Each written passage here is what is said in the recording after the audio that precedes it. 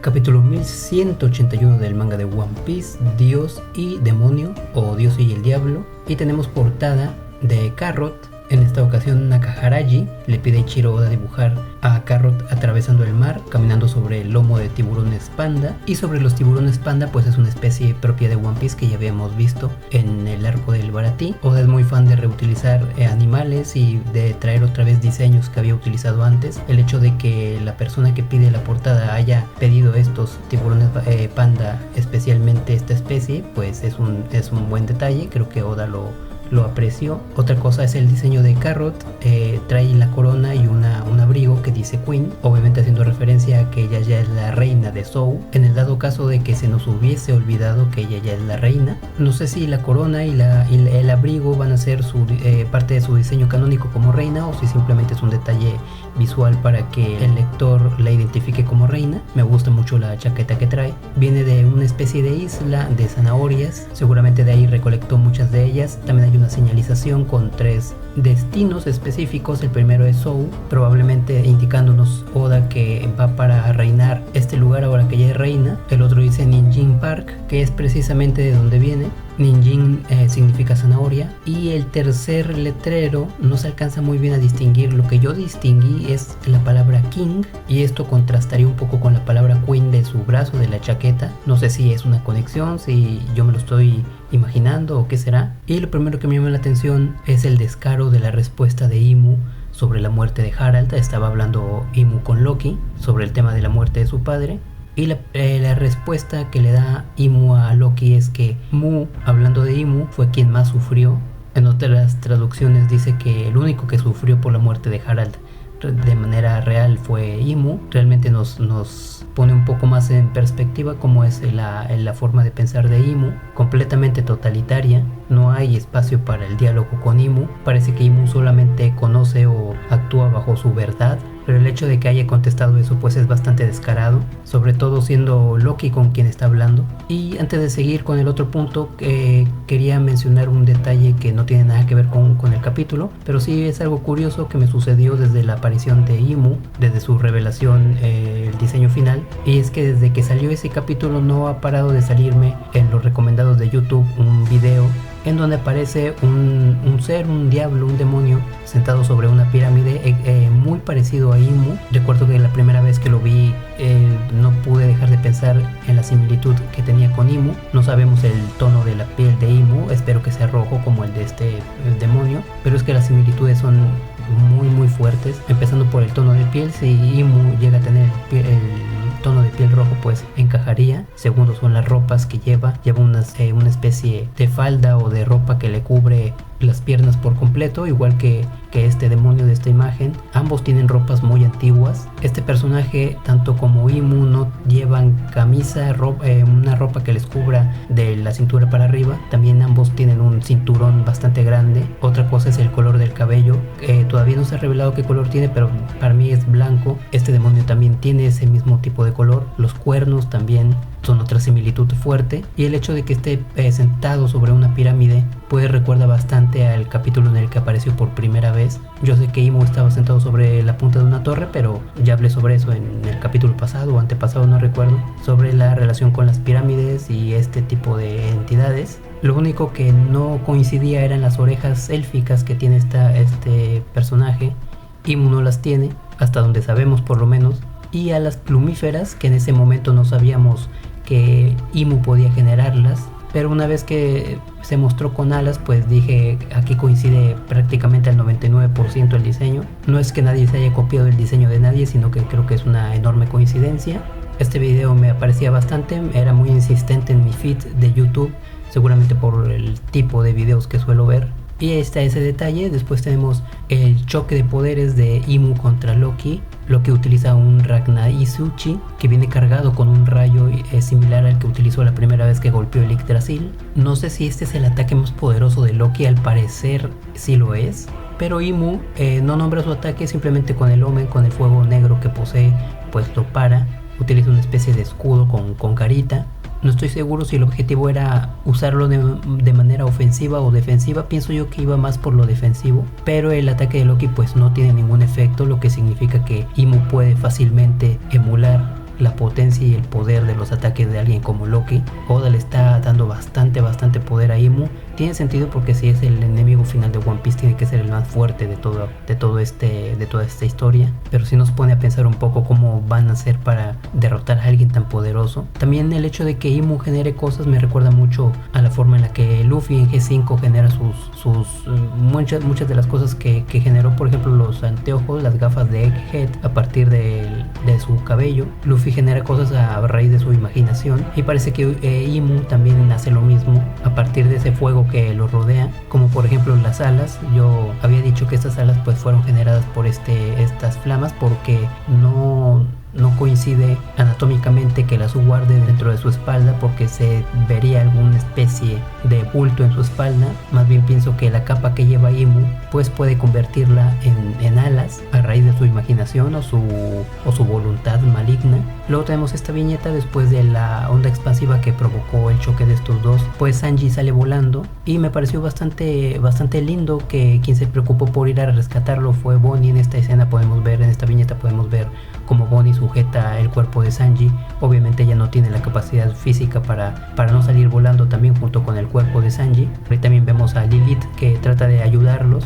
Es curioso que Bonnie no ayudó a otras personas, aunque Sanji era el que estaba más malherido, pero sí podemos ver pues un patrón de química entre Sanji y Bonnie. Lo vimos desde Egghead, como Sanji salvaba a Bonnie. Incluso hubo una especie de contestación de parte de Bonnie en la que ella hablaba bastante bien de Sanji, diciendo que un hombre que sabe pelear y sabe cocinar pues es un excelente hombre. Entonces para mí Oda ha ido poniendo esta química entre ambos personajes. No va a llegar a absolutamente nada porque sabemos que es un shonen One Piece y a Oda no le gusta que haya romance. Yo estoy completamente de acuerdo, pero nada le impide poner pues estas pequeñas alusiones a química entre ellos dos. Luego tenemos este otro choque de poderes entre Imu y Loki, una viñeta espectacular. Hay varias de estas en este capítulo. Loki vuelve a atacar, Imu vuelve a bloquear, otra vez no sé si es de forma defensiva o ofensiva, pero vemos que cambia su tamaño. Antes de este ataque Imu utiliza su Omen para aumentar su tamaño. Otra vez volvemos a recordar cómo Luffy en G5 también cambió de tamaño, volviéndose un gigante en la batalla contra Kaido y en posteriores ocasiones. Aquí el patrón ya está más claro y obviamente hay una intención por parte de Oda.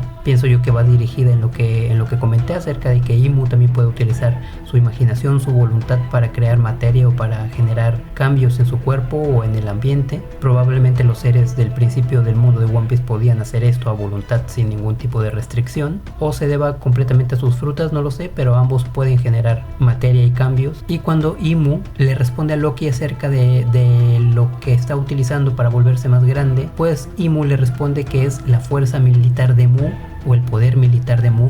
Esto es bastante interesante porque no sé si se puede interpretar como si fueran soldados, como si el Omen, estas flamas negras, fuesen almas, posiblemente las almas que ha recolectado de los pactos que ha hecho con todas las personas del mundo, y puede ser que cada fuego con carita que genere sea un alma específica de una sola persona. Podría ser que Imu contara con una cantidad numerosa de demonios que le sirvieran y por eso fuerza militar. Lo de militar pues me hace pensar obviamente en soldados, en muchas presencias que sirven a un solo señor, en este caso Imu. Por otra parte podría referirse como fuerza militar a fuerza para pelear en la guerra o fuerza que tiene que ver con la guerra y no necesariamente una cantidad de soldados o de entidades numerosas. A mí me gustaría más que fuera lo primero, y esto me hace recordar una referencia bíblica. Yo no soy religioso, pero tengo conocimientos de estas cosas. Otra referencia que utiliza Oda en caso de que fuese así. Ya he mencionado que todo lo que tiene que ver con Imu, con Tierra Santa, con el Gorosei, con los contratos, tiene mucha relación con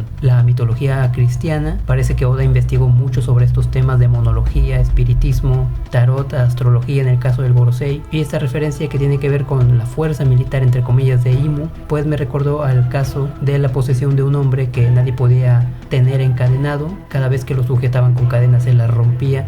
Era una persona poseída por un demonio. Cuando Jesús lo encuentra y habla con él y le pregunta qué demonio está poseyendo este cuerpo, el poseído responde que somos legión, y lo que quiere decir es que dentro del cuerpo de este individuo hay muchísimos demonios, no solamente es uno, sino que son un ejército, una legión de demonios. El hecho de que sean muchos en un solo cuerpo pues me recuerda a esto de la fuerza militar de Mu. Y después tenemos el contraataque de Imu. Parece que es bastante fácil para él derrotar a Loki, o por lo menos asestarle varios golpes a voluntad sin tener que esforzarse demasiado en este ataque llamado Némesis, que viene pues de la diosa Némesis, la diosa de la retribución, de la justicia, de alguna forma retributiva, que se encargaba de darle a cada quien lo que correspondía, que no hubiese un exceso que generara algún desbalance. También era la diosa de la venganza. Ya estamos viendo un patrón en los ataques de Imu que aluden a dioses o a referencias de la mitología cristiana. También es curioso cómo Némesis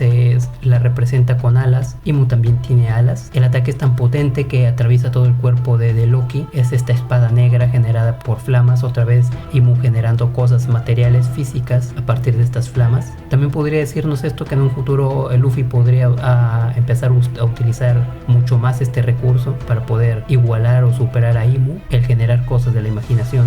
Y un detalle sobre la espada, sobre la forma en la que está hecha, pues me recuerda mucho a la espada que se encuentra en Elbaf, la espada gigantesca que atraviesa todo el árbol Yggdrasil por la parte de las ramas.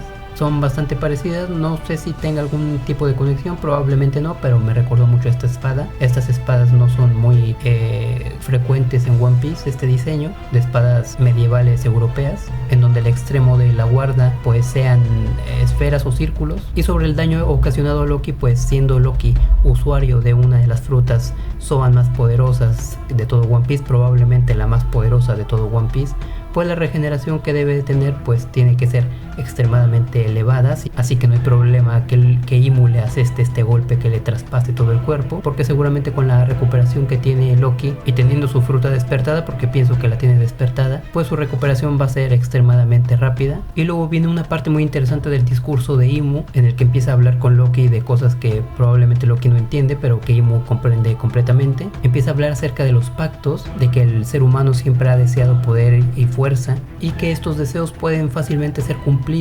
gracias a la corrupción de la propia persona, y que el único requerimiento es estar dispuesto a formar un contrato. De esta forma pues es como se le daría el poder a las personas, por lo menos en el mundo de One Piece, y que cuando se realice pues este procedimiento que acabo de mencionar, se llega a la dominación. Aquí hay una especie de juego de palabras con Oda que no entiendo muy bien, si se refiere a que se genera una dominación sobre la raza humana en el mundo de One Piece a raíz de todo esto, o si a partir de este contrato pues, se genera el Domi Reversi. Es un poco confuso. Las similitudes con el mundo real pues son bastante certeras. No es un conocimiento muy popular, pero sé sobre estas cosas y entiendo que Oda ha hecho su tarea y ha investigado, porque realmente en la vida real pues esto es bastante similar, si no es que completamente igual. Los pactos con entidades demoníacas, y no solamente demonios, sino que entidades pues muy pesadas, seres que es mejor no nombrar. En la vida real las personas utilizan este pacto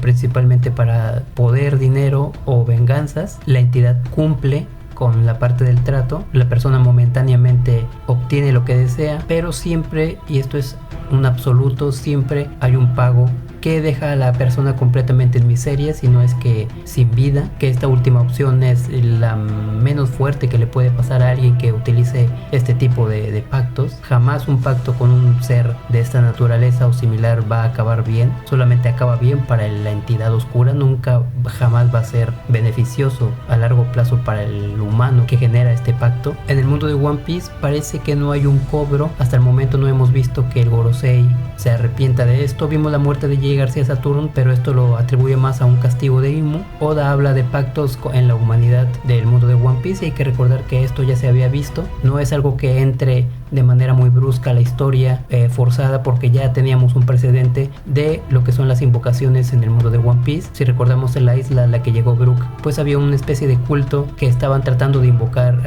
a un demonio llamado pues precisamente Satán, y si este culto pues realizaba este tipo de peticiones, significa que hay otros cultos en otras partes del mundo de One Piece realizando peticiones también a otras entidades oscuras. Me hubiera gustado mucho que Oda explorara esto, que nos hubiese mostrado algún indicio inicio de pactos con demonios o de rituales, pero también pues la aparición de todas estas cosas es muy reciente. Creo que Oda no la tenía pensada cuando escribió la historia hasta ese momento en el que Brook llega. Otra cosa es la similitud de los ángeles reales con el halo de fuego con ojos que tiene Imu en la parte de atrás. Yo creo que a estas alturas de la historia de internet ya todo mundo sabe que la verdadera apariencia de los ángeles bíblicos, que nunca estuvo oculta realmente, pues es de seres con muchos ojos, seres que no parecen para nada humanos, y es la cantidad de ojos que tienen estos seres la que tiene similitud con el halo de fuego que lleva Imu en la parte de atrás. Aquí Oda combina lo que es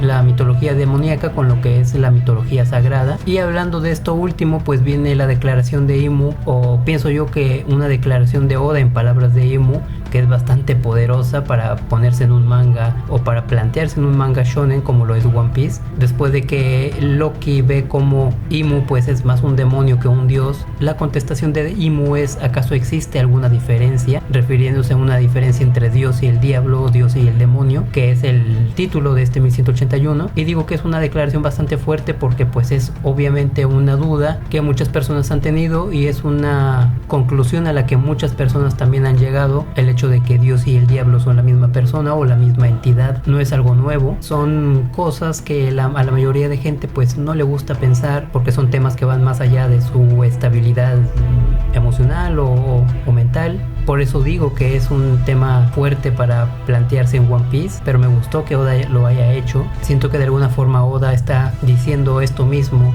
solamente que en palabras de Imu. También me pregunto si el dios bueno o misericordioso del mundo de One Piece sería Nika, o si hay alguna otra entidad. Yo creo que eso lo vamos a ver más adelante, porque el que para Imu Dios y el diablo sean lo mismo significa que él no conoce una entidad que esté por encima de él o que pueda rivalizar con él. Y después tenemos una viñeta bastante interesante, Imu en contacto con Joy Boy en un recuerdo bastante rápido. Aquí podemos ver obviamente la figura de Joy Boy con su sombrero. Tiene el pelo un poco más rizado que el de Luffy, no sé si es igual de rizado o ligeramente más rizado, pero podemos ver que es un ser humano. Es la segunda vez que vemos la silueta de Joy Boy y parece pues una persona bastante alegre, bastante carismática, muy parecido a Luffy, no hay muchas diferencias. Lo más importante es la aparición de Imu, porque aquí aparece con su manto característico con el que lo habíamos visto siempre antes de su revelación final, y tenemos una perspectiva pues un tanto alejada. No sabemos realmente si Imu está a unos pasos de Joy Boy, si está muy cerca o más lejos de lo que parece, porque hay que recordar que el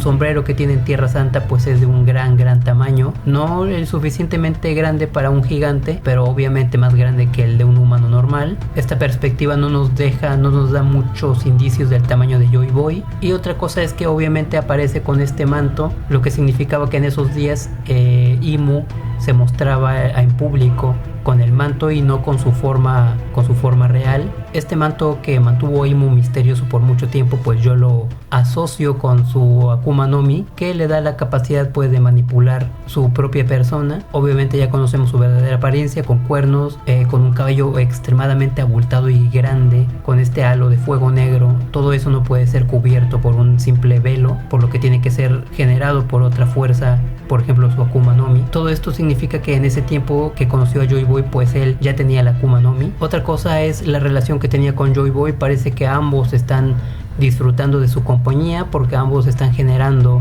un efecto como de risas o como de actividad verbal entre ambos, lo que significa que se llegaron a llevar bien en algún momento. No sé si llegaron a ser nakamas, podría haber sido esto último, y las cosas llegaron a salir muy mal, porque en la siguiente viñeta vemos a Imu completamente enojado, con mucho resentimiento hacia Joy Boy, siendo Joy Boy probablemente el detonante de muchas de las acciones de Imu. Obviamente pasó algo muy fuerte entre ambos, probablemente una ruptura de ideologías o algo más, y esta actitud de Imu me recuerda mucho al Chopper del futuro, un Chopper de un futuro en el que todo salió mal. Si recordamos a este Chopper, pues está bastante molesto de que le mencionen el nombre de Luffy, está completamente arrepentido de haberlo conocido, le tiene bastante resentimiento resentimiento, es lo que podemos ver en este Chopper de una línea de tiempo en la que todo salió mal. Ese mismo resentimiento que mostró ese Chopper a Luffy es el que yo veo en Imu al recordar a Joy Boy, así que pudo haber sido que las cosas salieran muy mal en el pasado. Y sobre este diseño de Imu abriendo excesivamente la boca, pues creo que va a generar polémicas porque no